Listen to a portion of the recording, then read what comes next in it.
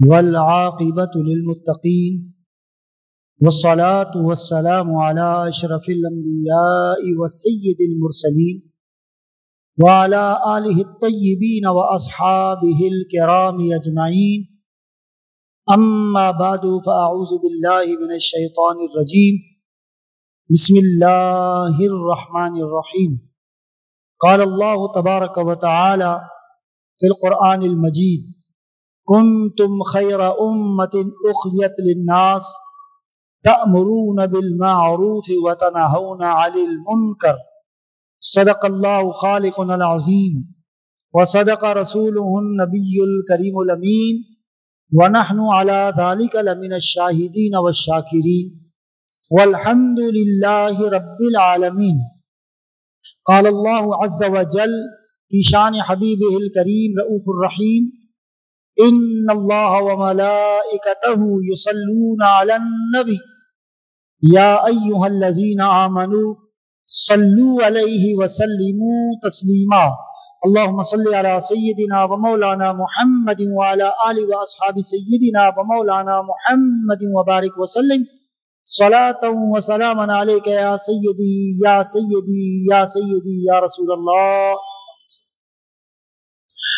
محترم مکرم سامعین کرام، عزیزان گرامی قدر، اللہ سبحانہ و تعالیٰ کا کروڑ شکر اور اس کا احسان ہے کہ ذات پاک نے ہم سب کو نبی اکرم نور مجسم صلی اللہ تعالی علیہ وسلم کی امت میں پیدا فرمایا اور نبی کریم صلی اللہ علیہ وسلم کے صدقہ پاک سے ہم سب کو ایمان اور اسلام کی دولت سے سرفراز فرمایا. احباب محترم، ہم حضور سیدنا غوث العظم شیخ عبد القادر جیلانی رحمت اللہ تعالی علیہ کے تعلیمات کی روشنی میں شیخ کامل کے شرائط و اوصاف اس حوالے سے ہم گفتگو کر رہے ہیں. اور حضور سیدنا غوث العظم شیخ عبد القادر جیلانی رحمت اللہ تعالی علیہ نے فرمایا کسی بھی پیر کامل اور شیخ کامل کے اندر یہ 12 صفات اور 12 خوبیاں اور یہ 12 شرائط پائی جانی چاہیے. ان میں سے 2 صفات اور 2 خوبیاں اللہ سبحانہ و تعالی والی اور 2 صفات اور 2 خوبیاں نبی اکرم صلی اللہ علیہ وسلم والی اور 2 خوبیاں حضرت سیدنا ابو بکر صدیق رضی اللہ تعالی عنہ والی، جس پر تک ہم نے گفتگو کر لی تھی. گزشتہ جمعۃ المبارک کو ہم نے حضرت سیدنا صدیق اکبر رضی اللہ تعالی عنہ والی جو خوبیاں اور جو شرائط اور جو صفات ہیں وہ یہ تھی کہ وہ صادق ہو یعنی سچا ہو، سچ بولنے والا ہو، اور مصدق ہو یعنی سچائی ہی کی تصدیق کرنے والا ہو، سچ کا سپورٹ کرنے والا ہو، سچ کی حمایت کرنے والا ہو، جو سچ بولے بس اسی کی وہ تائید کرے، یعنی کس بیانی اور غلط بیانی اور جھوٹی بات کی ہرگز تائید و تصدیق نہ کرے. اور پھر حضور غوث العظم شیخ عبد القادر جیلانی فرماتے ہیں کہ 2 صفات اور 2 خوبیاں اس پیر کامل کے اندر وہ حضرت عمر فاروق رضی اللہ تعالی عنہ والی ہونی چاہیے. اور وہ صفات ہیں کہ امر بالمعروف کرنے والا ہو، یعنی نیکی کا حکم دینے والا ہو، نیکی کی طرف لوگوں کو راغب کرنے والا ہو. ظاہر ہے جب لوگوں کو نیکی کی طرف راغب کرنے والا اور نیکی کا حکم دینے والا ہو تو اس کا مطلب یہ ہے کہ وہ اپنے مریدوں کو اور اپنے معتقدین کو بدرجہ اولا نیکی کا حکم دے. اچھا ایک بات، وہ دوسری صفت میں عرض کر دیتا ہوں. دوسری صفت یہ ہو کہ نہی عن المنکر کرنے والا ہو، یعنی برائی سے روکنے والا ہو. یہ وہ 2 صفات اور 2 شرائط ہیں جو حضرت عمر فاروق رضی اللہ تعالی عنہ والی پیر کامل اور شیخ کامل اور مرشد کے اندر ہونی چاہیے. اچھا یہ جو امر بالمعروف ہے، امر بالمعروف ہے، یہ امر بالمعروف یعنی کسی کو نیکی کا حکم دینا یہ قدر آسان ہے. مثال کے طور پر اپنے مرید کو کہا بھی نماز پڑھا کرو، بھائی نیکی کیا کرو، اخلاق اختیار کیا کرو، تسبیح پڑھا کرو، نوافل پڑھا کرو، یہ آسان ہے. اور میں ایک بات بنیادی طور پر غالباً یہ بات ہم نے پہلے ایک عرض کی تھی، وہ یہ ہے کہ تصوف کا جو اصول ہے صوفیاء کے نزدیک، اگر کسی کو اللہ تبارک و تعالی سے اجر و ثواب درکار ہے، اجر و ثواب درکار ہے کہ اجر ملے، ثواب ملے، تو کہا کہ وہ امر بالمعروف کرے، یعنی نیکی پر عمل کرے اور دوسروں کو بھی نیکی کا حکم دے۔ لیکن اگر وہ یہ چاہتا ہے کہ اللہ کے قریب ہو جائے، اللہ کا مقرب ہو جائے، اللہ کا محبوب ہو جائے، یا اس کے درجات بلند ہو جائیں، تو اسے چاہیے کہ بلندی درجات کے لیے، اللہ کے قرب کے لیے، اللہ کا محبوب بننے کے لیے وہ نہی عن المنکر کو اختیار کرے۔ کیونکہ نیکی کرنا آسان ہے، گناہوں سے بچنا یہ مشکل کام ہے، یہ بہت مشکل کام ہے۔ اسی لیے کسی بوڑھی عورت کو کسی نے کہا کہ جی تم اگر، میں بھی تہجد پڑھتا ہوں، میں بھی بڑی کثرت کے ساتھ نوافل پڑھتا ہوں، میں یہ کرتا ہوں، میں قرآن بھی پڑھتا ہوں، میں تسبیح اتنی پڑھ لیتا ہوں، تو اس بوڑھی عورت نے کہا کہ یہ تو میں بھی کر لیتی ہوں، یہ تو میں بھی کر لیتی ہوں، بوڑھی ہو گئی، اور تم تک طاقتور ہو، ذرا اللہ کی نافرمانی سے بچ کے دکھاؤ، جھوٹ مت بولو، بے ایمانی مت کرو، بددیانتی مت کرو، بدکاری مت کرو، جو برائیاں ہیں، جن چیزوں سے اللہ نے منع کیا ہے نا، ان سے رک کے دکھاؤ۔ یہ باقی کے کرنے کے کام یہ تو آسانی سے ہو جاتے ہیں۔ نوافل پڑھنے میں کیا آپ نہیں دیکھتے؟ شب برات میں تو عرض کرتا رہتا ہوں، شاید آپ کے طبیعت پر گراں گزرتا ہو، شب برات میں بلا لیں، ساری قوم اکٹھی ہو جائے گی 6 نوافل پڑھنے کے لیے، لیکن اسی قوم کو کہو کہ یار یہ جو دودھ میں پانی ملاتے ہو، یہ گوشت پہ جو تم پانی مطلب ایک پریشر مارتے ہو، پھل تولنے والے کو کہو یار یہ پھل تم ایسے اوپر سے ڈال دیتے ہو، زور لگتا ہے، ترازو نیچے چلا جاتا ہے، اس سے بچو، اس سے بچو۔ تو پھر دیکھو یہ مشکل کام ہے، اس کے لیے پھر طرح طرح کے بہانے تراشے جاتے ہیں۔ تو خیر میں یہ عرض کر رہا تھا کہ شیخ کامل کے اندر 2 صفات، 2 خوبیاں اور 2 شرائط وہ حضرت عمر فاروق رضی اللہ تعالی عنہ والی ہونی چاہیے۔ وہ یہ ہے کہ امر بالمعروف کرنے والا ہو، ٹھیک ہے، یعنی پیر اپنے مریدوں کو نیکی کا حکم دے، اور دوسری بات جس طرح میں نے عرض کیا کہ اصل کام نہی عن المنکر ہے، یعنی اپنے مریدوں کو برائی سے روکے اور سختی سے روکے۔ لیکن اب ہوتا کیا ہے، کیونکہ پہلے تو پیروں کا مقصود یہ ہوتا تھا کہ بھئی مرید کو واصل اللہ کر دیا جائے، مرید کی ہو جائے اصلاح، مرید صحیح راستے پر آ جائے۔ پہلے مرید پیر سے ڈرتا تھا کہ پیر ناراض نہ ہو جائے، اب پیر چونکہ اس کے نذرانوں کا محتاج ہے، اس کے لفافوں کا محتاج ہے، اس کے ہاتھ چومنے کا محتاج ہے، تو اب پیر اس بات سے ڈرتا ہے کہ مرید ناراض نہ ہو جائے، کہیں لفافے بند نہ ہو جائے، نذرانے نہ رک جائیں، اور کہیں میرے مریدوں کی تعداد کم نہ ہو جائے۔ تو اس لیے وہ نہی عن المنکر، امر بالمعروف تو شاید پھر کر لیتا ہے الا ماشاءاللہ، کیونکہ یہ آسان ہے، لیکن نہی عن المنکر اب وہ سیٹ جو 2 نمبریاں کرتا ہے۔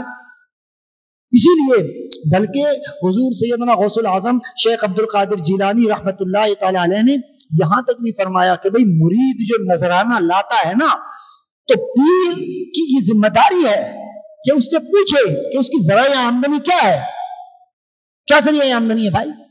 لیکن کہاں، وہ بقول حضرت سید ہاشمی میاں اشرف احمد برکاتہ العالیہ، وہ تو ہمیشہ جملہ بڑا کس کے کہتے تھے، کہتے ہیں بھائی پیسہ ہو چاہے جیسا ہو، تو پیسہ ہونا چاہیے۔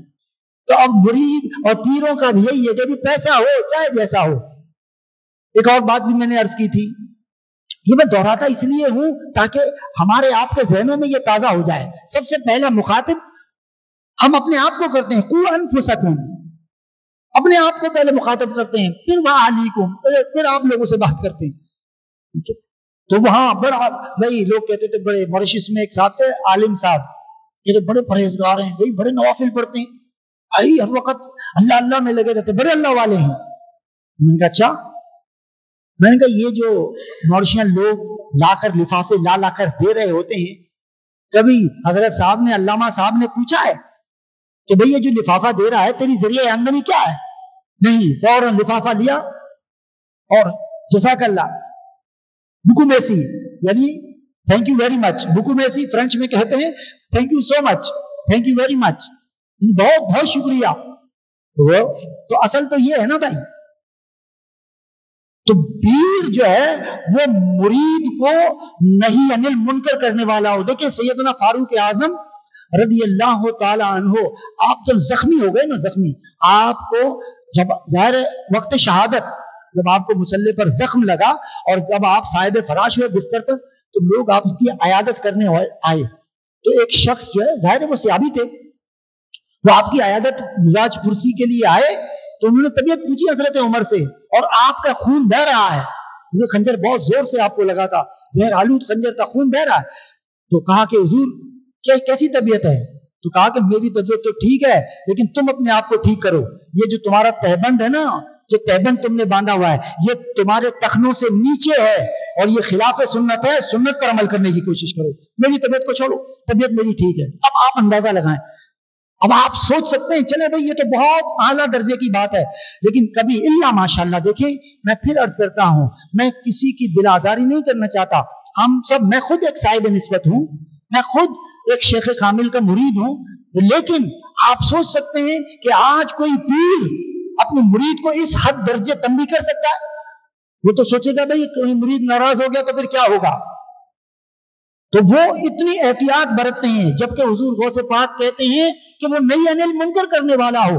اور حضرت امام ربانی مجدد الفسانی، حضرت شیخ احمد سرہندی، یہ تو سلسلہ عالیہ نقشبندیہ کے اتنے مضبوط صوفی ہیں، اتنے بڑے مجدد اور اتنے بڑے عالم. وہ یہ فرماتے ہیں، کہا کہ شیخ کامل کو تو شریعت کا اتنا پابند ہونا چاہیے کہ دیکھنے والا کیوں. کہا کہ شیخ کامل کا عمل، یعنی شیخ کامل کا عمل مرید کے لیے ایک راستہ ہوتا ہے.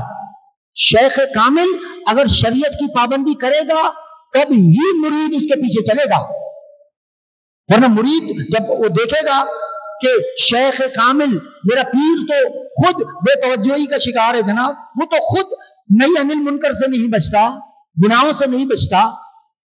ویسے تو گناہ صغیرہ یہ تو اولیاء سے بھی سرزد ہو جاتا ہے، لیکن کم از کم بڑے گناہوں سے پیر کامل کو نہ صرف خود بچنا چاہیے بلکہ اپنے مریدوں کو بھی بچانا چاہیے.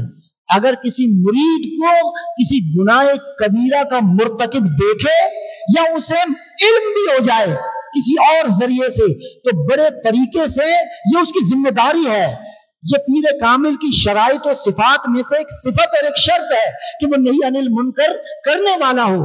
اگر کسی اور ذریعے سے بھی اسے پتا چل جائے کہ اس کا مرید کسی بڑے گناہ کا ارتکاب کرتا ہے، کسی بڑے گناہ میں مبتلا ہے، گناہ کبیرہ کرتا ہے، تو اب اس پر لازم ہے، اس پر ضروری ہے کہ وہ اپنے مرید کو نہیں انل منکر کرے، سختی سے کہے. ہمیں اللہ رسول کی ناراضگی کا خیال کرنا چاہیے. یہ ہم نے کیا وتیرہ اپنا لیا کہ لوگ ناراض نہ ہوں. لوگ تو کبھی راضی ہو ہی نہیں سکتے، یہ بات میری یاد رکھ لیں. اور ہم کیا نہیں جانتے، ارے بھائی یہ لوگ تو وہ ہیں، یہ تو میت کا کھانا بھی لایا جاتا ہے تو اس میں بھی میخ نکال دیتے ہیں کہ اس میں بوٹی کم ہے، اس میں گھی زیادہ ہے، اس میں مسالہ زیادہ ہے. انہیں یہ بھی حیا نہیں آتی. تو لوگ کوئی باز آئیں گے؟ آپ جو چاہے کر لیں، لوگ کبھی راضی نہیں ہوں گے. تو اس سے بہتر یہ نہیں ہے، لوگ تو بہت سارے ہیں اور اللہ تو وحدہ لا شریک ہے، ایک ہے، اور اللہ کا رسول خاتم النبیین بھی ایک ہی محمد رسول اللہ ہے صلی اللہ علیہ وسلم. تو ان کو ناراض نہ ہونے دیں. کوئی ہوتا ہے تو ناراض ہوتا رہے. تو پیر کامل کو لوگوں کی ناراضگی کا خیال نہیں کرنا چاہیے کہ شریعت پر عمل کرنے سے میرے مرید ناراض ہو جائیں گے یا لوگ ناراض ہو جائیں گے. نہیں، وہ دیکھے کہ اس عمل سے اللہ سبحانہ و تعالی ناراض ہوتا ہے، اس عمل سے خود بھی بچے اور اپنے مریدین کو بھی بچائے. تو یہ دو صفات جو ہیں وہ حضرت عمر فاروق رضی اللہ تعالی عنہ والی شیخ کامل اور پیر کامل کے اندر ہونی چاہیے. پھر حضور غوث العظم شیخ عبد القادر جیلانی رحمت اللہ تعالی علیہ فرماتے ہیں کہ دو صفات، دو خوبیاں اور دو شرائط حضرت عثمان غنی رضی اللہ تعالی عنہ والی ہونی چاہیے. وہ دو صفات کیا ہیں؟ کہتے ہیں کہ عبادت گزار ہو، عابد ہو، عابد ہو، عبادت گزار. اور فرض تو مجھ پر آپ پر سب فرض ہے. اگر پیر صاحب بھی خالی فرض پڑھ رہا ہے اور مرید بھی فرض پڑھ رہا ہے تو فرق کیا ہے؟ ہونا یہ چاہیے کہ پیر صاحب کی تو فرض نماز تو کجا، وہ نوافل میں بھی کثرت کرے، خاص طور پر تہجد، کیونکہ نوافل کی نماز میں سب سے افضل نماز وہ تہجد کی نماز ہے، اور پتہ بھی جبھی چلتا ہے. یہ عبادت گزاری جو ہے نا، پتہ بھی تبھی چلتا ہے. ورنہ بابا فرید تو کہتے ہیں کہ راتی جاگن شیخ سداون، راتی جاگن کتے تینتی ہوتے. بھائی اگر رات کو کتا بھی جاگ رہا ہے اور انسان بھی جاگ رہا ہے، کتا بھی خالی پھر رہا ہے اور انسان بھی خالی پھر رہا ہے، تو فرق کیا ہے؟ اور پھر کوٹ مٹھن والے حضرت غلام فرید کہتے ہیں کئی جاگن اور کئی جاگ نہ جانن، اور کئی جاگ دیا بھی ستے ہوں، اور کنیا نو رب ستیا ملیا، اور کئی جاگ بھی دے گئے وہ مٹھے ہوں. کوئی عبادت گزاری میں اللہ سبحانہ و تعالیٰ کو پا لیتا ہے. اسی لیے یہ شرط کیوں ہے تہجد کی، یہ شرط کیوں ہے کہ کم سے کم وہ نیند لے، یعنی اس کی آنکھ لگ جائے، چاہے وہ 1 منٹ کے لیے لگے تو اس کے بعد ظاہر ہے. اور نیند کس کو؟ وہ اقبال نے کہا نا کہ کس قدر تم پہ گرا صبح کی بیداری ہے. ہم تو فرض نماز کے لیے نہیں اٹھتے، اور دعویٰ ہمارا عشق الہی کا، عشق رسول کا، بڑی بڑی باتیں ہیں ہماری جناب، جسے باتیں ہیں زبان کی. حضرت علامہ اقبال رحمت اللہ علیہ فرماتے ہیں کہ کس قدر تم پہ گرا صبح کی بیداری ہے، ہم سے کب پیار ہے، ہاں نیند تمہیں پیاری ہے، ہمیں تو نیند پیاری ہوتی ہے جناب. تو تہجد کی یہ شرط ہے ہی کہ یعنی اب سو گئے نا تو ظاہر ہے اگر 1 لمحے کے لیے تو ہر جب اب انسان چاہتا ہے یار اب لگ گئی آنکھ میں تھوڑا سو جاؤں. اب اس سونے کو چھوڑ کر مصلے پر بیٹھ کر اور اللہ کے ساتھ مشغول ہو جائے، اس سے بات چیت میں، اس کو اپنے دکھڑے سنانے میں، اپنے دلوں کا غم دور کرنے میں، اپنے رب سے اپنی لو لگائے، تو پھر دیکھو کیونکہ اس نے مصلے کی خاطر بستر چھوڑ دیا، اللہ کی خاطر نیند کو قربان کر دیا، تو لطف تو یہ ہے نا، مزہ تو یہ ہے، یہ عبادت گزاری کا مزہ. فرض نماز تو ہے ہی فرض تو سب پڑھتے، ہر مسلمان پر فرض ہے. تو اگر شیخ کامل بھی خالی فرض ہی پڑھتا رہے گا تو پھر فرق کیا ہوگا؟ یعنی مرید اور پیر کے درمیان ایک امتیازی فرق یہی ہونا چاہیے کہ وہ نوافل میں کثرت کرے. فرض چھوڑنے کا تو سوال ہی نہیں پیدا ہوتا. فرض اگر چھوڑے گا تو پھر تو یہ تو گناہ کبیرہ ہے، گناہ کبیرہ ہے. تو اس کو چاہیے کہ وہ عبادت گزاری میں اس طرح انہماک سے عبادت گزاری کرے، یعنی عبادت گزار ہو، شب زندہ دار ہو، شب بیدار ہو، راتوں کو اٹھ کر اللہ کے حضور جھکنے والا ہو. آپ تمام صوفیاء کو دیکھ لیں، تمام صوفیاء کو آپ جس کی چاہے، جن کو ہم بڑے بڑے اولیاء، بڑے بڑے صوفیاء کہتے ہیں، جن کے بھی آپ نے نام سنے، جن کے بھی سنے ہو، آپ ان کی سیرت پڑھیں، کسی ایک کے متعلق بھی آپ کو یہ نہیں ملے گا کہ یہ رات کو اٹھنے والے نہیں تھے، کسی کے متعلق نہیں ملے گا. اقبال نے اسی لیے کہا کہ عطار ہو، رومی ہو، رازی ہو، غزالی ہو، کچھ ہاتھ نہیں آتا بے آئے سحرگاہ، ہم یستغفرون وبالاسحار.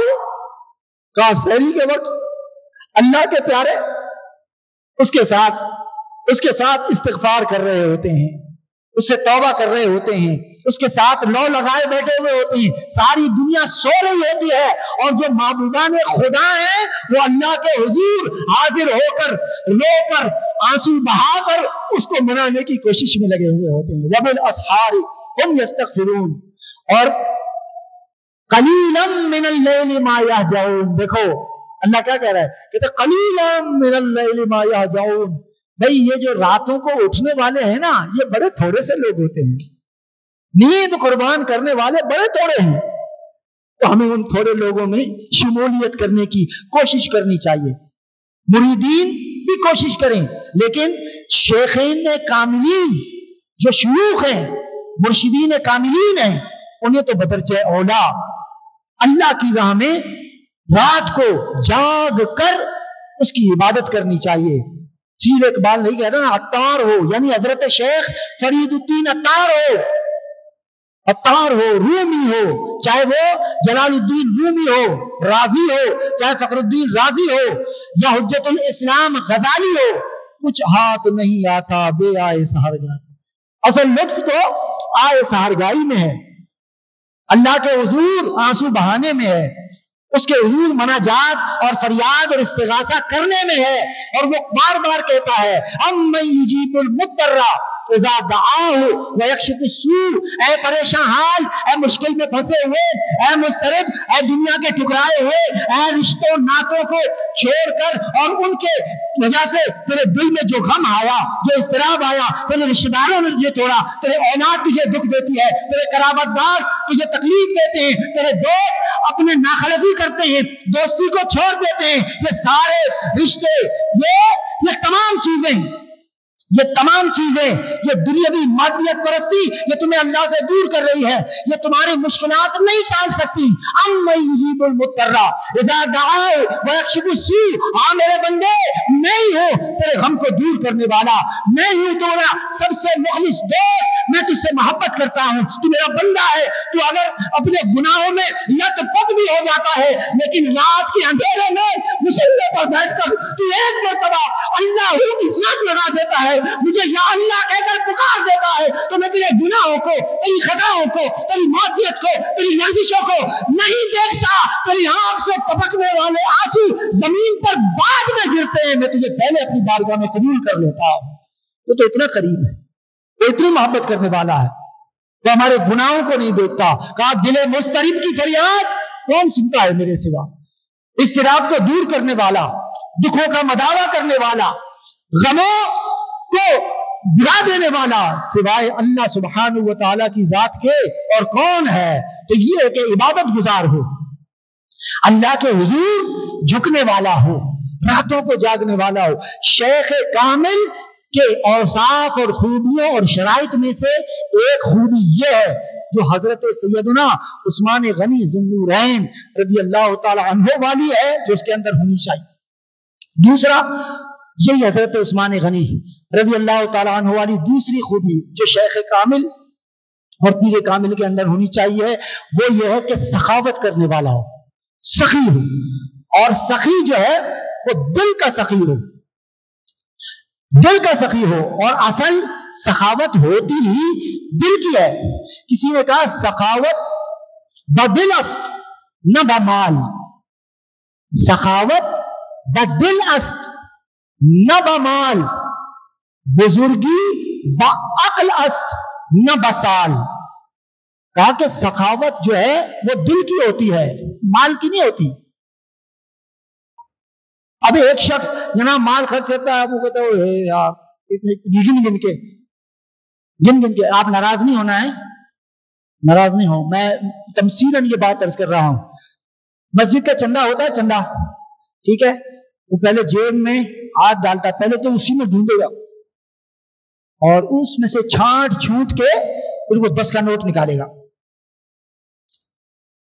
اب اگر اسی کا غلطی سے ڈھونڈنے ڈانڈنے بغیر اس نے جیب میں ہاتھ ڈالا اور غلطی سے 1000 کا نوٹ نکل آیا تو وہ ڈبے والے کے پیچھے جائے گا، ارے حضرت غلطی ہو گئی، لاؤ لاؤ لاؤ، حضرت غلطی ہو گئی، یہ کہاں چلا گیا، میں تو 10 کا بڑی مشکل سے، وہ غلطی ہو گئی، آج گڈی میں نے صحیح چھانٹی نہیں تھی، یہ غلطی سے آگے لاؤ، 1000 والا دے دو، یہ 10 والا لے لو، یہ اللہ کی راہ ہے. تو یہ دل کی سخاوت تو نہ ہوئی. دل کی سخاوت تو یہی ہے جو اللہ کی راہ میں دیا وہ دے دیا. تو اسی لیے کہا کہ بھائی سخاوت بدل است نہ بمال. اور یہ بزرگی جو ہے، یہ بزرگی کا بعقل است، یہ عقل سے، تجربے سے، مشاہدے سے، اس سے بزرگی آتی ہے، سالوں سے نہیں کہ جناب یہ 70 سال کا ہو گیا تو یہ بزرگ ہے، یہ 80 سال کا ہو گیا یہ اس سے بڑا بزرگ ہے، 75 سال والا او ہو یہ تو بس تھوڑا سا ہی 2-4 سال رہ کے ہوش بننے والا ہے. ایسا نہیں ہوتا.